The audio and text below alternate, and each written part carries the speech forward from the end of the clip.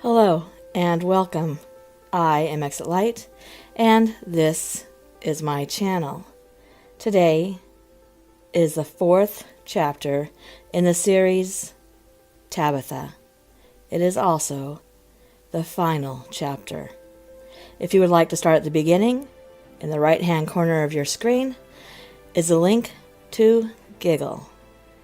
I would like to thank Sid's Super Sidious Creepypasta for asking me to narrate this story written by the very talented Killahawk1. Let's begin. Tabitha, Part 4. Narrated by Exit Light. Written by Killahawk1. The fourth horseman raised his arm, commanding silence over the horde of soldiers who surrounded the battered mill. The horseman had felt the passage of the woman's soul at the moment of her death, and now claimed victory over the day. They stomped their hooved feet in anticipation and motioned for the girl to be collected from inside the building. "Take her, and let us be done with this matter," said the horseman. "The sooner the Father of the Sky and the Son of Fire take hold of their prize, the sooner the day of Armageddon will be upon us." A cold and hateful smile emerged on each of the four beings' faces as they spoke with a breast of lust. "Bring us the body of the witch.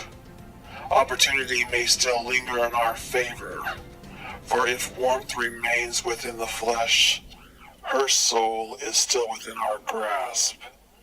We will pierce the membrane between here and the afterlife and take hold of her spirit." 3 of the disfigured warriors cautiously approached the front door and entered the darkness. The moments dragged on and on. There was no movement from the building. They continued to wait, and still no one emerged from the old mill. A nervous tinge spread through the crowd, and the horsemen grew impatient as the minutes went by. The horsemen waited. Suddenly, the sound of air being sucked into a vacuum emerged, and a loud swish of wind erupted. The door the soldiers had entered blew off its hinges from a massive fireball that engulfed the building. The entire front of the mill burst into flames and collapsed from the impact of the explosion. As suddenly as it came, the fire disappeared, and all was deathly silent. The old mill was obscured by rising thick smoke, billowing and swirling into the sky. After what felt like an eternity, something emerged from the haze. Slowly, a small, lone figure walked into view and out of the rubble. Tabitha stood alone, with eyes transfixed on the four entities. Tabitha suddenly raised her hands and clutched her fingers towards the sky. Thorned roots and vines erupted from the ground, surprising her would-be captors. Thorned roots and vines erupted from the ground, surprising her would-be captors. The vines wrapped themselves around the creatures and pierced their skin, entangling themselves around bone and tissue. More and more roots burst through the ground, and tighter their grip became. With hands still held above her head, Tabitha slammed them down into the ground, and the girl's enemies were torn apart by the thorn vines. Tabitha continued forward, and the thorn vines and roots quivered and took the posture of a scorpion's tail before they shot through the ground towards the shocked soldiers of the horsemen's army. Fear spread and consumed the army that stood before her, and they turned to flee. They scrambled and trampled each other to escape, for they saw and understood what approached. Tabitha looked left, then to her right, and finally center. A wall of earth and stone rose from the ground and blocked all who attempted to retreat. Electricity from her palms branched out and incinerated those closest to her. She looked up to the sky and spoke the forbidden words of wormwood, and deadly hail fell upon her enemies. The ice was corrosive, corroding their armor and burning away their flesh. She then spoke the prayer of desecration, and globulous worms with translucent skin emerged from the soil. Slow and awkward of movement they were, but the number and size of the worms quickly overwhelmed the army of the horsemen. Their long and bulbous bodies fell upon the soldiers, and the worms consumed and devoured their prey alive. Muffled screams of agony and torment could be heard from within the guts of the worms as they slowly sunk back into the earth. The only hint of the summoned creature's presence was the wet ground, still saturated with their slime and saliva. Tabitha stood before the 4 horsemen without trepidation or fear. The horsemen reared back, each brandishing a weapon, a sword, a spear, a whip of razors, and a black sickle. Electricity filled the air and whipped to and fro between the small child and her 4 adversaries. Tabitha looked up and met each one's gaze. She smiled and said, "Would you like to play a game with me?" The horsemen flew into a fury of rage, cursing and swearing at the little girl in their demonic tongue. Unfazed by the show of anger and violence, Tabitha repeated, "Would you like to play a game with me?" Tabitha lifted her head, and each of the horsemen was plucked off the ground and suspended in the air. Invisible hands took hold of the horsemen and broke their bones in their arms and legs. Lacerations emerged over their bodies, and their crown of thorns was ripped from their brow.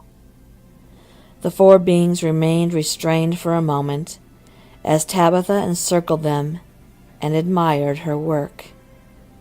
They screamed in pain and terror as the little girl twirled them in the air for her pleasure.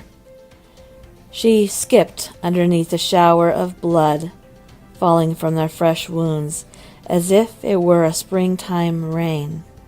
Tabitha danced and danced under the drizzle of blood. She danced to contain the rage.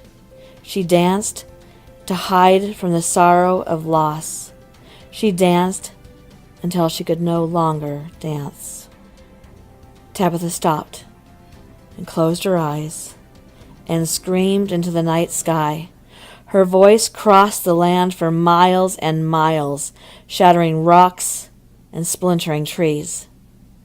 She stood there, motionless for a bit, then rose her head up towards her captives and asked again, "Would you like to play a game with me? I think you'll like it. I just made it up, just right now, just for you," she laughed. Tabitha raised 4 of her fingers and said, "This little horsey didn't play well with others and made everyone fight." And the girl lowered one of her fingers. The 1st horseman screamed in pain as his head was plucked from his body like a grape pulled from the stem.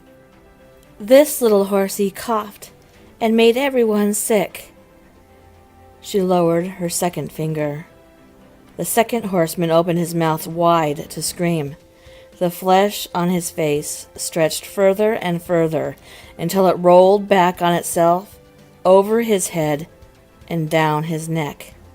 The skin continued peeling all the way down his body until it reached the hooves of its legs. Tabitha turned to face the third horseman, lowered her third finger, and said, "This little horsey stomach growled and made all the people so very hungry." The horseman let out a gurgling yell of agony and pain.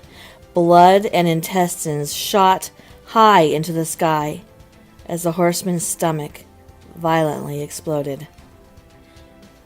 Tabitha looked upon the final horseman and whispered, "And this little horsey died and fell down, down, down, all the way to hell."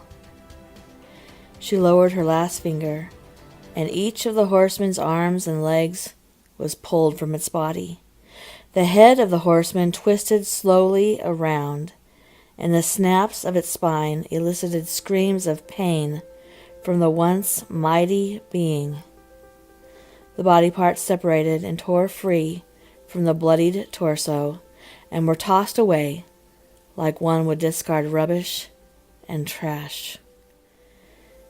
Tabitha stared at the corpses, and her smile of pleasure gradually faded. She fell to her knees and wept. She cried for the loss of innocence. Tabitha grieved for the loss of her mother. She cried until the morning sun peeked over the horizon and banished the stars from the sky overhead. Tabitha cried until exhaustion overcame her and she surrendered to the numbness of sleep. 3 months later. Darkness. Darkness permeated the air as far as the eye could see with an oppressive weight. It dominated everything except for a small area of illumination. A bright sphere of light floated above 2 intruders to the darkness. Deep within the cavern, Tabitha walked with her hand held tightly in Buddy's grasp. Occasionally, she would look down at the red lines that glowed from her forearm and point at the direction they must go. It was the 3rd day within the caves, and it was slow going. Buddy was still weak and hadn't fully recovered from his wounds. The demon's injuries were severe, but his kind was resilient and healed quickly. For any other traveler, the journey into the caverns would have been hard and nearly impossible. But for Tabitha, it was equivalent to a hike in the woods. Her ball of light shined brightly, giving them light and warmth. She slept 6 inches high over the cold stone floor as she levitated comfortably from above. Incantations of fertility produced an abundance of sweet and delicious berries and fruits for her and Buddy to share. And of course, she had Buddy to keep her company and drive away the loneliness. On the 3rd day, they entered into a chasm with a great ravine, where the ceiling of the cave could no longer be seen. The further they walked, the darkness was slowly replaced with a soft purple glow of light. Soon, they stood before the 3 great obelisks. Past the 3 towers, a crowd of women, young and old, gathered to greet the duo. The group parted, allowing an elderly woman dressed in white garments to pass. She had a welcoming smile, and her arms were open wide, beckoning for them to come forward. With her hand still tightly held in Buddy's grip, Tabitha looked up into the blackness and whispered, "I did it, just like you asked. I love you, Mommy." Epilogue. In the faraway places where gods are born and worlds are created, ancient gears turned and fell into place. Old keys turned, opening locks to lost and forgotten places. The reverberance of change rippled across the fabric of time and space. It was so small, but as it expanded, the wave became more turbulent and massive. It traveled across the great expanse of space, gaining force and momentum until it penetrated the barrier separating the world of flesh from those ancient places where the celestial beings dwell. Across infinite universes and within countless heavenly throne rooms, cries from every god could be heard. Within all pits of damnation and punishment, screams of terror escaped the lips of every king and queen of hell. A new day had arrived, a day in which the daughters of the Mother would rise and retake their lost and stolen birthright. The rulers of heaven and conquerors of hell trembled in fear, for they had been stripped of their omniscience. Only the here and now were they permitted to see. In her wisdom, and with a final act of revenge, the Mother only allowed one single future event to be perceived. Only one day predestined to come would dominate their thoughts. It was one simple word of warning to reveal what approaches from the distance. A word that was all they were permitted to see. This word was given to them to obsess over before the coming of the child of prophecy. The word on their lips was war.